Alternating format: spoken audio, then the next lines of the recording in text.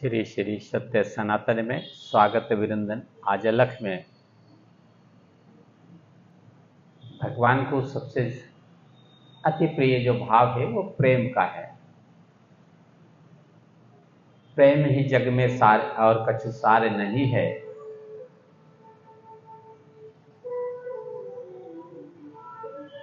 प्रेम के महात्मा और महिमा को आध्यात्मिक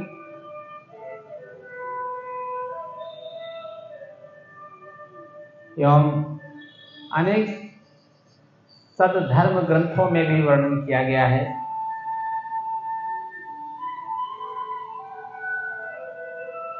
भगवान की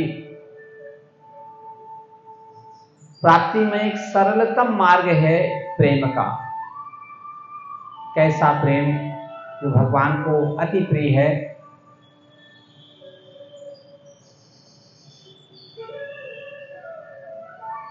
वो है मानसिक और हार्दिक प्रेम, निस्वार्थ प्रेम, निष्काम प्रेम, निश्चल आदि आदि प्रकार का जो भाव हृदय से प्रकट होता है, ऐसा प्रेम जिसमें कहीं भी कोई छल कपट,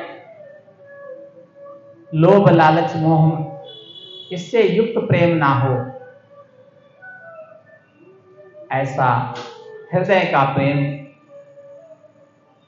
जो भगवान को विवश कर देता है, सानिध्य प्रदान करने में। वो प्रेम जो शारीरिकता से ऊपर उठ जाए, किसी प्रकार का आसक्ति से ऊपर उठ जाए, लेकिन वो प्रेम अगाध अवस्था में पहुंचे, ऐसा परमात्मा का उस प्रेम के प्रति भाव होता है, चाहत होती है।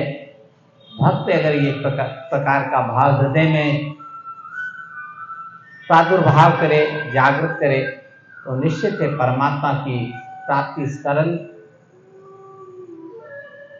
रूप से उसे मिल सकती है।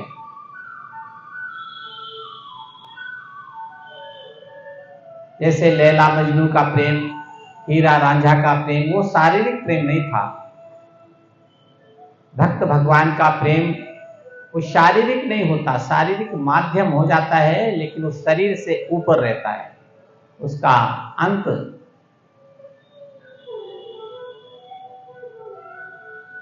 जब शरीर समाप्त होता है तभी अंत होता है, वरना बीच में कोई उसका हटने का कोई अंत नहीं होता, अवसर नहीं मिलता उसको। ऐसा प्रेम जो कहीं मिलता नहीं है, प्रेम न हाट बिकाए,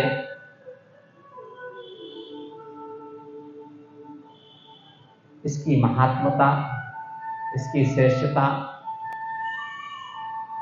मनुष्य तभी प्राप्त कर सकता है, जान सकता है, जब परमात्मा की कृपा उसे मिल जाए। सब कुछ समर्पण करने की जो पराकाष्ठा है, ऊंचाई है, और जीव आत्मा को मालूम होने लगे कि यह भाव से अगर परमात्मा को याद करेंगे तो निश्चित है वो कहीं भी होंगे, कैसे भी होंगे, किस परिस्थिति में होंगे, वो स्वयं चल करके अति शीघ्र से भाव से उनका उपस्थिति मेरे हृदय में विद्यमान हो जाएगी। और संसार में कोई भी वस्तु, बाहरी वस्तु कुछ भी नहीं कर सकती ऐसा प्रेम उत्पन्न करने में।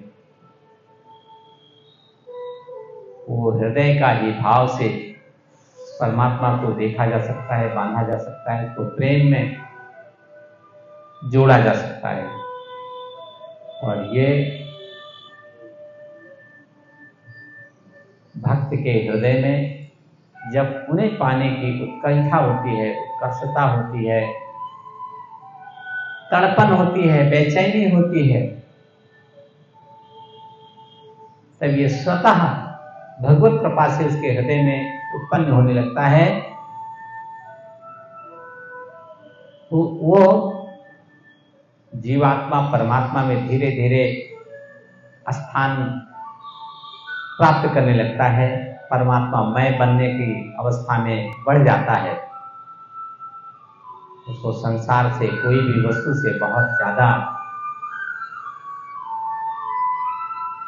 प्रेम नहीं उत्पन्न होता, लगाव नहीं होता। वो सांसारिक वस्तुओं को देखता तो है, लेकिन वो समझता है उनकी अक्षुणता, उनकी भंगुरता को समझता है, ये नष्टवान है, नष्ट हो जाएगा, आज है कल खत्म हो जाएगा।